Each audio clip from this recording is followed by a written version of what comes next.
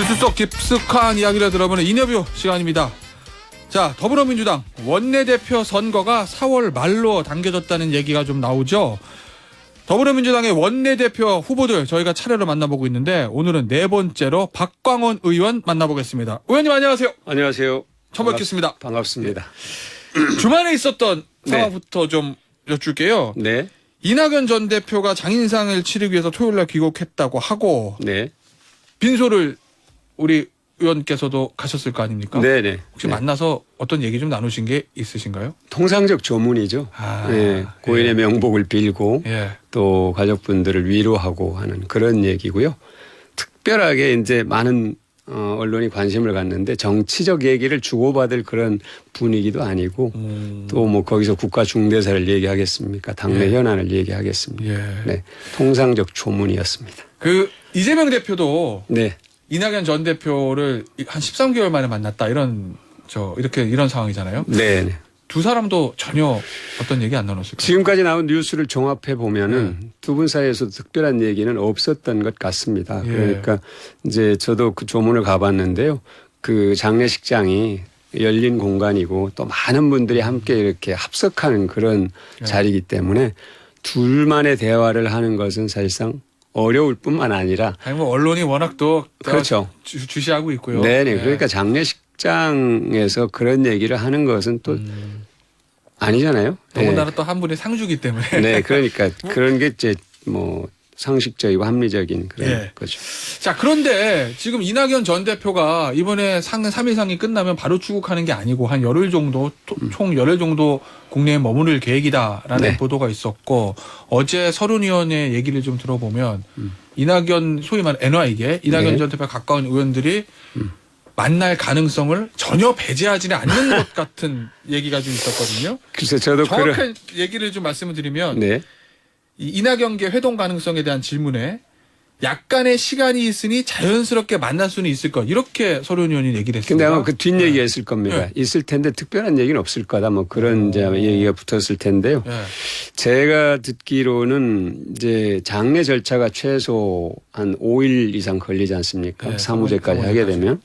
그리고 나서 6월 말에 이제 귀국을 하려면 살아야 될 집을 마련하고 정리를 해야 되는데 그 일을 저는 하신다는 것으로 들었어요. 그럼 6월 말에 완전 귀국한다 뭐 이런 얘기인가요? 6월 말에 제가 듣기로 미국에서 특강하고 독일에서 베를린 대학하고 티빙겐 대학인가요? 예. 두 군데서 특강을 한 다음에 귀국하는 것으로 그렇게 알고 있습니다. 그러면 이번에 열흘 동안 한국에 있을 때는 우리 의원께서도 이낙연 전 대표하고는 어떤 일체 접촉이라든지 정치적 얘기를 할 전혀 그런 얘기 없고요. 예. 네네. 이제 정치적 뭐 얘기나 또 무슨 어떤 언론을 보면 뭐 결속 뭐 이런 얘기. 그래서 제가 아니 이낙연 전 대표 장인 돌아가신 것과 예. 어떤 사람들이 모여서 결속하는 것이 어떤 연관성이 있는지 네. 이 정도는 억측 가운데서도 심한 억측이다. 네. 알겠습니다. 그리고 또 예의가 아니에요. 예. 네, 그 고통받는 그 유가족들에 대한 예의도 예. 아니다 이렇게 생각합니다. 아무래도 이번에는 뭐 상을 당해서 일시 귀국한 걸 그렇다 치더라도 네.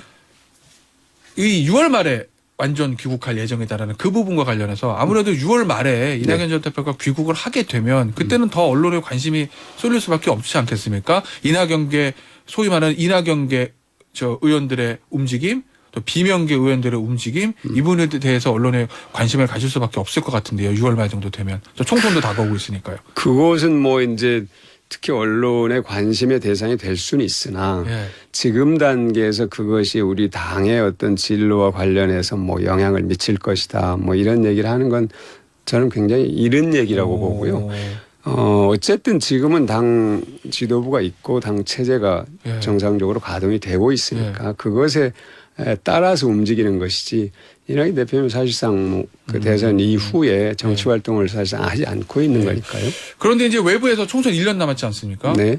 얼마 전에 지난 주말쯤에 동아일보 정치면 보도를 보니까 네. 여야의 가장 큰 변수 네. 여당은 검찰 공천 요 얘기를 꼽았고요. 총선의 변수로. 야당 같은 경우는 이재명 대표 사법 리스크. 네. 그거 뭐 사실은 정치평론가들 많이 하는 얘기지 않습니까? 네. 그거를 뽑았는데 뭐 이재명 대표 예를 들면 재판에 계속 나가야 되고 검찰의 추가 기소라든지 추가 영장을 칠 수도 있고 이런 상황에서 이게 계속 반복이 되면 이재명 그 대안으로 이낙연 전 대표의 움직임이라든지 그런 부분에 대해서 관심을 가질 수밖에 없는 구조잖아요. 그것과 연결짓는 것은 이제 무리라고 보고요. 예. 네, 그것은 아마 많은 의원님들도 그렇게 직접적으로 연결해서 생각하지는 않을 겁니다. 그러니까 사실 굉장히 중요한 문제고 당내에 그 이재명 대표와 관련해서 이런저런 의견이 있는 것은 사실이지만 예. 총선과 관련해서는 누구보다도 총선 승리를 가장 절박하게 생각하는 분이 이재명 대표다 하는 거는 그렇겠죠. 당내에서 누구나 인정합니다. 예. 그리고 그 부분에 대해서 이재명 대표가 아주 명료하게 의원들 앞에서 말씀을 했어요. 총선 승리를 위해서라면 내가 할 수 있는 일은 무엇이든지 하겠다. 저는 그것이 깊은 고민 끝에 어떤 나온 아주 정제된 그런 언어라고 생각을 하거든요. 저는 그 과정에 권해있을 이재명 대표와 그 결정에 대해서는 저는 존중하고 신뢰를 합니다. 예. 그러니까 그것을 우리가 앞으로 아까 오지 않은 일에 대해서 예. 다시 무슨 체포동의안이니 또 1심 판결이 이런 오지 않은 일에 대해서 가정을 전제로 언급하는 건 적절하지 않지만 네. 어떤 상황이 오더라도 저는 우리 당이 이 문제를 매우 지혜롭게 돌파할 것은 돌파하고 예. 극복할 것은 극복할 것이다 하는 확신을 갖습니다.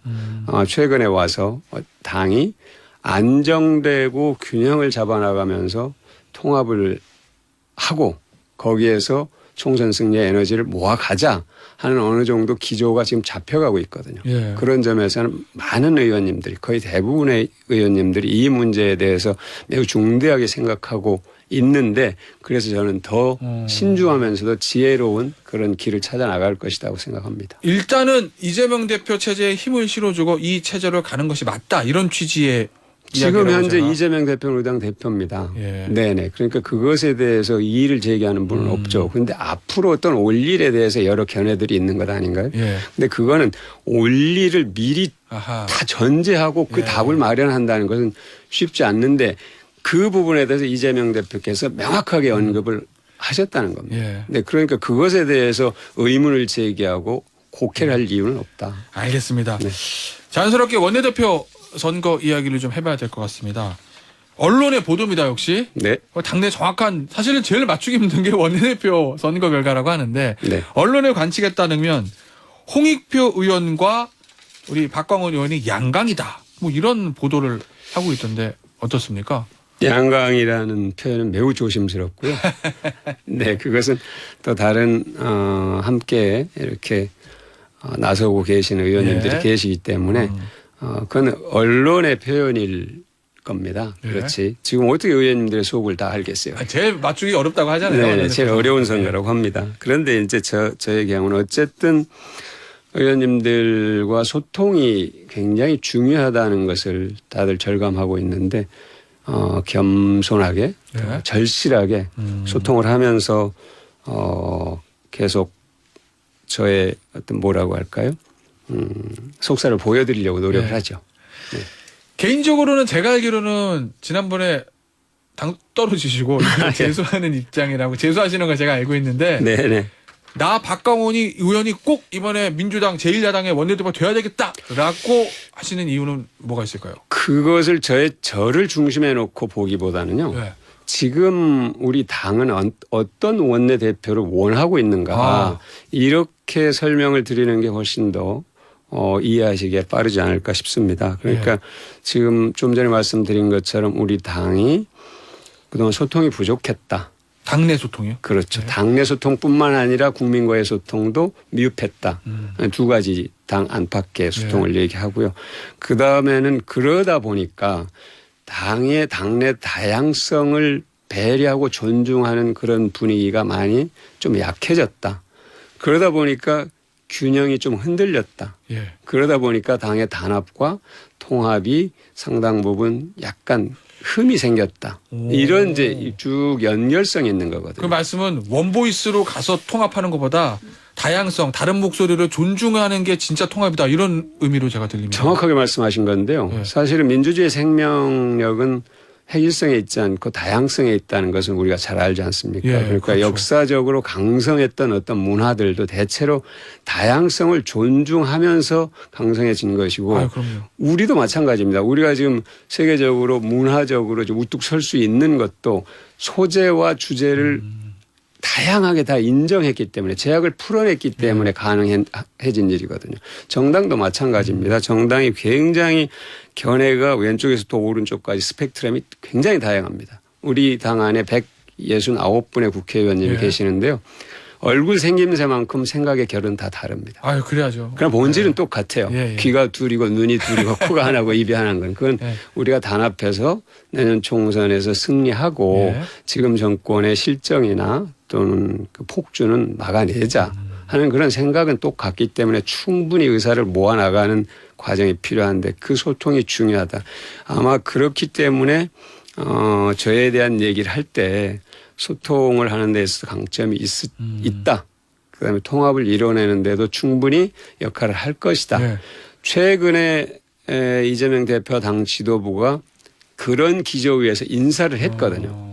같이 균형을 잡아나가고 다양성을 존중하고 그러면서 통합의 바탕 위에서 총선 승리를 하자. 이런 기조를 갖고 인사를 하고 있기 때문에 그 인사의 기조하고도 어느 정도 흐름이 맞지 않나 하는 그런 생각들을 의원님들이 하시는 것 같습니다. 그 이야기는 이거 뭐 자꾸 개파를 언론에서 나눠서 좀 죄송스럽기도 한데 어쨌든 이번에 인사가 있긴 했지만 지난번 전당대회에서 선출된 선출직들은 주로 이제 친명 소위 말하는 친명원들이 많은 지도부니까 네. 원내대표는 그래도 친명이 아니고 비명이라 불리는 박광원 의원이 돼야 일종의 민주당 내 친명과 비명 균형이 맞는다 이런 취지로 제가 이해해도 될까요?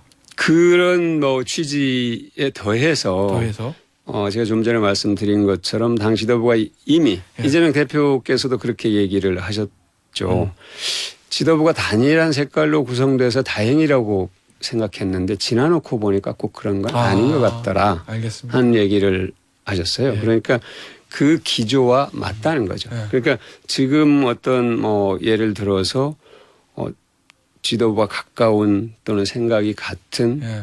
또는 뭐 대표와 가까운 생각이 같은 이런 분을 찾는 것보다는 약간 결이 다를 수 있지만 그것이 보완제 역할을 예. 할 수 있는 사람. 통합의 보완제, 소통의 보완제. 전체적으로 민주당을 보완해내는 그런 역할을 하는 원내대표가 필요한 것 아닌가 하는 그런 의견을 말씀하시는 의원님들이 많습니다. 알겠습니다. 당내 소통 그다음에 국민과의 소통은 무슨 의미인지 이제 제가 이해는 했는데 네. 일단 여당과의 소통 문제 있지 않겠습니까? 지금 보면은 언론에서 좀 우려를 삼는 것이 민주당이 169석을 이용해서 언론 표현입니다. 네. 입법에 밀어붙인다. 네. 거기에 대해서 대통령실은 거부권 행사한다. 네. 이게 계속 반복되지 않을까 다음 총선까지 뭐 이런 걱정들을 하고 있잖아요. 정치 실종 얘기를 하면서. 그건 대단히 현실적인 뭐 이제 걱정이죠. 예. 그러니까 민주당이 입법을 하는 데 있어서 모든 입법을 단독을 하는 건 아니죠. 꼭 필요한 민생 입법이다. 예를 들면 양국관리법 꼭 필요한 입법인데 대화를 진행을 하는 과정에서 타협을 이루고 그러면 그것이 합의 처리가 가능해지거든요.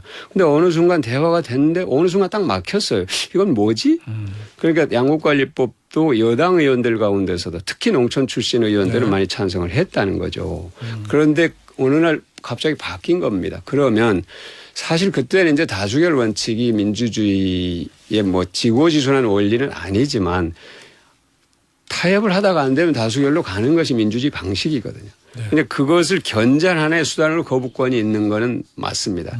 그런데 다수결과 거부권이 계속 부딪힌다면 결국 국민들에게 피해가 갈 테니까 저희들이 이 당의 양국관리법의 경우 재의결을 추진하겠다고 하는 것은 쉽지 않은 일입니다. 숫자로 볼 때. 그러나 그 과정에서 대화를 할 수 있고 또 접점을 다시 모색할 수도 있고 우리 당의 의지를 국민들에게 보여줄 수도 있고 다양한 그런 정치적 어떤 기대가 있거든요. 그렇기 때문에 그 부분에 대해서는 저는 그렇게 충돌하는 것으로 끝나서는 안 된다. 예. 이렇게 생각합니다. 알겠습니다. 아마 마지막 질문이 될 것 같은데 주말에 있었던 가장 큰 뉴스 중에 하나가 미국이 네. 우리나라 외교 안보 관계자 고위 관료자들을 도감청을 해서 우크라이나 전쟁과 관련된 우리 정부의 지원 문제에 대해서 기밀 문서를 생성했다. 네. 이게 뉴욕타임스 발로 이런 의혹이 보도가 됐습니다. 네. 이 사안 어떻게 보고 계신가요? 저는 깜짝 놀랐습니다. 그런데 사실은 예. 굉장히 오래전부터 미국 정보기관의 각국 고위 관계자들에 대한 도감청은 상존한 위협이었던 것은 사실입니다. 과거에도 미 CIA가 대통령실을 도감청했다는 그런 의혹 제기가 있었죠. 근데 네. 이번에 이제 그게 드러난 게 더 충격인데요. 두 가지 문제라고 봅니다. 네. 미국의 그런 시도를 우리 정부가 사전에 전혀 예측하지 못했냐. 저는 그건 아닐 거라고 봅니다. 그러면 정부에서도 그럼 미국이 우리 감청할 걸 알고 언제든지 있었다? 미국은 정보를 습득하는 방법으로 다양한 수단을 동원하는데 네. 창과 같은 날카로운 창과 같은 걸 늘 준비를 하려고 한다는 거를 우리 정보나 정부 관계자들은 늘 대비를 해왔어야 되는 거죠. 예. 그렇다면 미국이 그런 시도를 할 때 우리는 어떤 효과적인 방비책을 가졌는가 이 첫 번째 문제고요. 두 번째는 그게 드러난 이후 우리 정부가 어떤 태도를 취하는가 하는 겁니다.